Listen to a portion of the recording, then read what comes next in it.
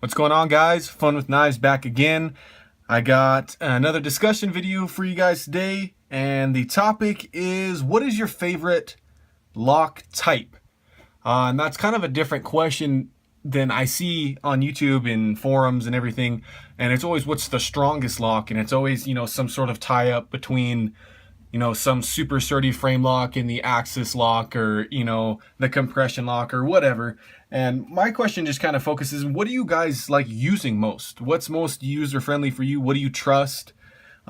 These knives that I have just set out here are just some of my examples of the lock types I have, and we'll go over them and kind of what I think the strengths and weaknesses are of each. So we'll kind of start with these basic ones here. Sorry, bumped the camera there. Remove these ones out of the way. And we'll do a traditional liner lock. It seems like that's kind of the most popular lock type. You have part of a metal liner inserted at the bottom of the blade tang, locking it up. And it seems like every maker's got some sort of liner lock. They're very easy to access, easy to use. They're not the sturdiest thing in the world. A lot of back locks and frame locks are going to be stronger, but I think it's adequately strong for an EDC knife. We're not talking super hard use most of the time. I got some liner locks that are very well made that'll beat some back locks, but that just depends on the maker and stuff, of course, and where it's hitting, what it's made out of, the thickness. But liner locks, easy to use. Everybody seems to think that's the kind of the mainstay in the knife community. It's definitely going more towards frame locks now, which is a good thing, but we'll talk about that in a second. Here, the Kershaw Piston, this has an inset liner lock. The same exact mechanism, same functionality, but this one, instead of having full stainless steel liners, is inset, so there's less steel in the handle overall.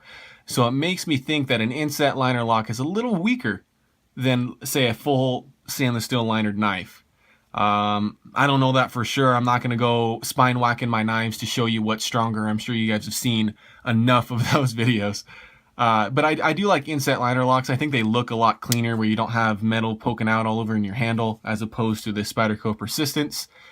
So inset liner locks, aesthetically, I like them better. But for strength, maybe for hard use, not as good as, just say, a normal liner lock. And here's just kind of a weird variation. I have the Kershaw Thistle. This is a button lock, but it's essentially a liner in there that's not on the front side. It's kind of right in the middle, and you push that over to disengage the lock. So still the same kind of motion. That one's hitting way too early. That's barely locked up. But same kind of thing. This one's, I think, a little bit easier to access because your hand's never in the blade path. So liner locks, I like them. They're not my favorite. We'll get to that. Another pretty common one, seen on a lot of automatics, this one is not. This is the Dimension I've previously reviewed, is a button or plunge lock, where when the blade is engaged, there is a round piece of metal right there that I'm pushing in that inserts itself in the blade tang. I don't know the strength of this lock, guys. I really don't. I don't know if I trust it a ton to do some hard use tasks. It locks up okay. There's not a whole lot of blade play, a little bit side to side, but I have a feeling that this isn't very strong because it can easily slip out. You see there's only, an eighth of an inch of steel holding that knife in place. But I think plunge locks or button locks, whatever you want to call them, are a little bit better suited for EDC knives only. Not any sort of tactical knives. There are some exceptions. I'm sure a lot of like autos that have button locks, maybe from Microtech or ProTech or something like that, are very capable and strong. But as a whole, I don't know if a plunge lock is kind of a hard use lock. Very easy to access though, fun to play with. Once again, a little bit safer than liner locks where your hand's never in the blade path. So another plus of that one. Let's probably go to the oldest folding knife lock, and that is the back lock. This is a mid lock, but same function. You got a stainless steel bar on a spring that goes on top of the blade tang there, holding the knife in place. Very secure. I mean, there's a couple makers that don't make them very well. This is a Bird Hawkbill, so I trust it. Spyderco and Bird makes some good back locks. Obviously, Cold Steel's Triad lock with a stop pin is going to be a little bit stronger, or maybe a lot stronger. But I think this is just a good general use kind of like lock, but it's not the most user-friendly thing in the world, because a lot of them will have nail nicks and stuff like that where this is a two-hand open and a two-hand close. I mean, most knife guys have perfected the one-handed closing with a back lock, but you can't really argue it's easier than, say, a liner lock or something like that.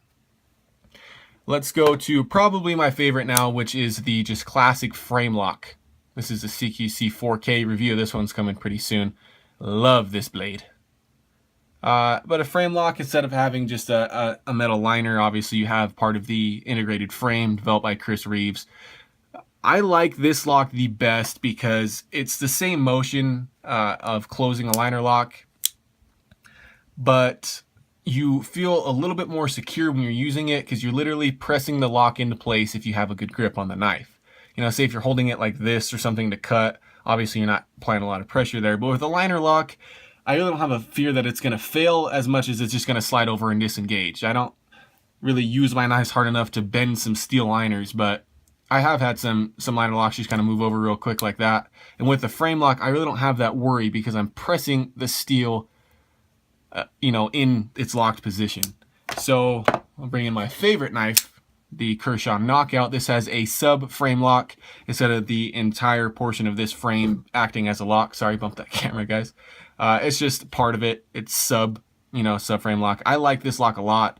It doesn't seem as stiff as some frame locks, and you have that same benefit of pressing it into place when you're holding the knife and ensuring that it stays locked up when it is. So let's bring in the few kind of less common locks you don't see as, on much knives. More and more, though, as Spyderco and stuff releases more compression locks, which we'll talk about. This is the SOG Aegis. This has a piston lock, I believe it's called.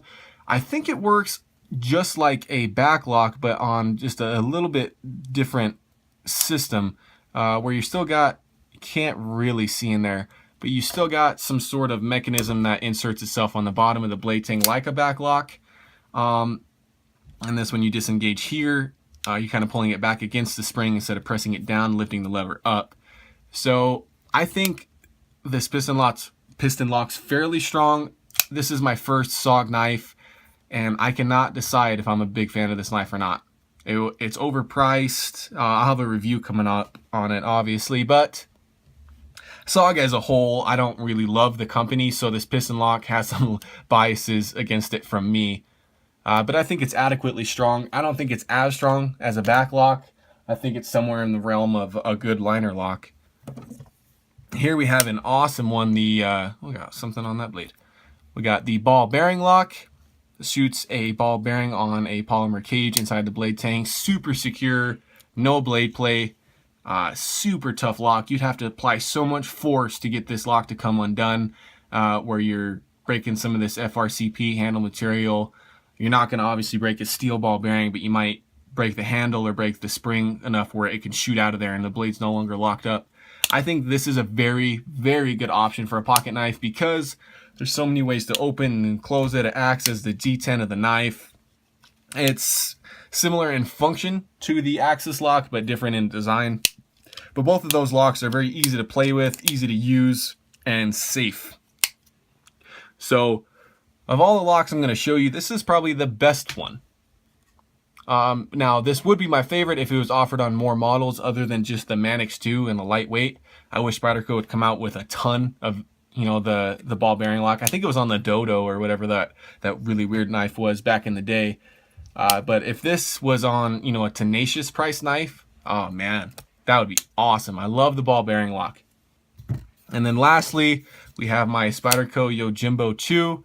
This obviously features the compression lock found on the Paramilitary 2 as well. It's essentially a piece of the metal liner is inserted between that big stop pin and the blade tang, making it stronger than a liner lock. It's on the back, so your fingers are always out of the blade path. You can open it with that. You can open it with a spider hole on this one. But the compression lock is an awesome offering, very strong. I think we're talking frame lock strong, strength most of the time, because you really have to warp some metal for this to fail in any sort of way. So once again, this would probably be up there with the ball bearing lock as far as my favorite list, but they just don't make enough of them. I know they just released some of their 2016 mid-year stuff that has some concepts and designs with some more compression locks. I know the Spyderco Junior has it on there. There's a couple that they've come out with, but not enough. If compression locks and ball bearing locks become more common, that's probably going to be the mainstay of my collection. But because they aren't, frame locks are kind of winning for me. You see them in customs and mid-techs and all. Everybody wants a frame lock. And I love what ZT's doing with the titanium frame lock with the steel lock bar insert. That's really cool. But frame locks are my favorite right now. I've kind of gone through phases where it seemed like all I had was liner locks. So I went and bought a whole bunch of frame locks, and then I didn't have any back lock. You know, I went through the whole thing where you're trying out all these new locks. And I've only had a couple knives fail me, and they weren't really in doing a whole lot of use. It was just kind of a freak accident. You know, I've never been real cut with one other than that foot incident we talked about. So generally, if you're buying from a good manufacturer, I think your knife's going to have a decent lock on it. Obviously, avoid the models that are notorious for their lock types failing. But tell me, guys, what is your favorite lock type? And once again, here we're not talking about strength. We're just talking about, you know, do you like the most user-friendly ones? Do you like the safest ones? Maybe you do like the strongest ones. Maybe you need something very strong. Or maybe you just like the ones that are the most fun to play with. And there's definitely something to be said about those kind of ones. You know, the compression lock, the ones that you can just flip around all day. The axis lock for sure.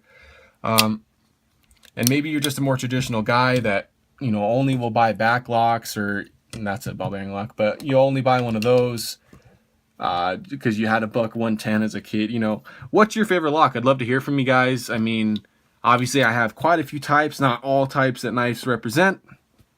But as of right now, guys, June 3rd, I'm a frame lock kind of guy. I want ZTs. I want all these cool titanium frame locks, because that's what I think I like the best. I think they're easy to access, they're decently safe, and they're decently strong. It's a good mix of the three. It seems like if you go off into one direction where, you know, you're getting a lot of strength, they're harder to use, they're a little harder to operate, and then less strength a lot of the time. They're easier to operate. Some of these inset liner locks are pretty easy. So that was just my kind of rambling video, guys. That's the discussion for this week. Sorry again that I've taken some time away, but thanks as always for watching. I'll have some more discussion videos coming up. I got tons of ideas for good knife topics to talk about. Have a good one.